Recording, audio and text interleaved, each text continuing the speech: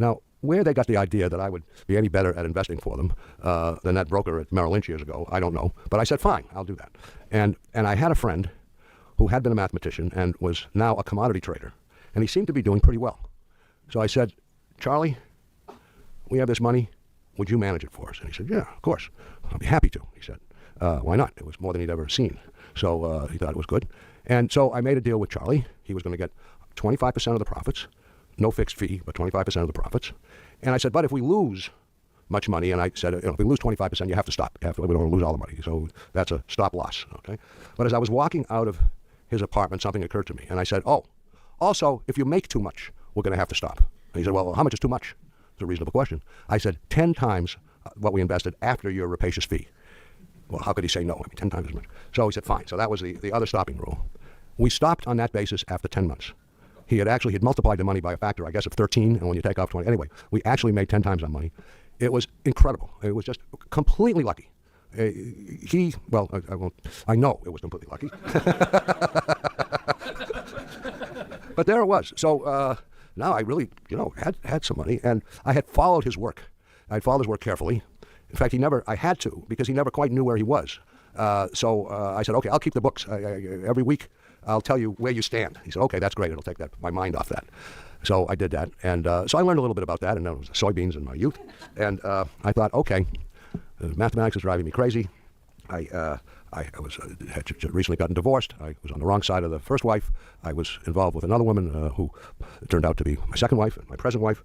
And I was frustrated with work, so I thought, I'm going to go into business and be a trader. And I did. I did do that. And I started doing some trading, and that was working okay. I got some investors. I brought in a guy from IDA. He was the best cryptanalyst in the world. He was a wonderful model maker and so on. In fact, I don't know if any of you have ever heard of the Baum-Welch algorithm or the EM algorithm. Anyway, it's a famous algorithm in statistics. He was the Baum-Welch. So he was a very smart guy. And I said, I'm looking at these commodity charts. Actually, it was currencies that we were trading, and they seem to have some shape to them. They don't look random to me. So maybe we could make some models. He said, okay. But it turned out, and we did. We made a model, and it looked like it was going to be okay, and to trade. But we were doing fundamental trading, and he hated the model building. He said, he loved the fundamental trading. He loved reading the newspapers and reading the tickers and the news tickers and getting ideas. And it turned out he was, for a while, very, very good. So we put the models aside for a while, and we traded, and we did very well. We did very well. But it was a gut-wrenching experience. It's, one day you walk in and you think you're a genius. Oh, my positions are in my way. Look, and the next day you walk in and they're against you and you feel you're a dope. How could I have done what I did and so on? There was no rhyme or reason. It was just, you put your finger in the air and you try to sense which way the wind is blowing. I'll tell you one story to illustrate the craziness. So it was a time when gold was going up. Gold had been you couldn't buy or sell gold, and finally you could, and the price was rising, and it was rising. And we had a deal where Lenny Baum and I, where we'd each have our own account. I was the boss, but we each had our own account. And in our own account, in fact, we both bought gold. We're supposed to be independent. We both liked gold. The gold was going up. It started at $200 and $300 and $400, $500. It got to $500, which by today's standards would be like $1,500 or $1,800. And I said, this is a very high price. I'm getting out. And I sold my half. But Lenny, I think you should. No, you don't know how high this is going to go. You can't. This is going to go very, very high. I said, okay. So he stayed. It was $600. It was $700. It was $800. It got to $800. That day, I happened to be talking to a friend of mine on the phone who was a stockbroker. And in fact, he was my stockbroker. And I said, how are things, Dick? And he said, oh, well, they're fine. This morning, my wife, Lucy, came into my closet and cleaned out all of my old tie clasps and cufflinks and went downtown to sell them.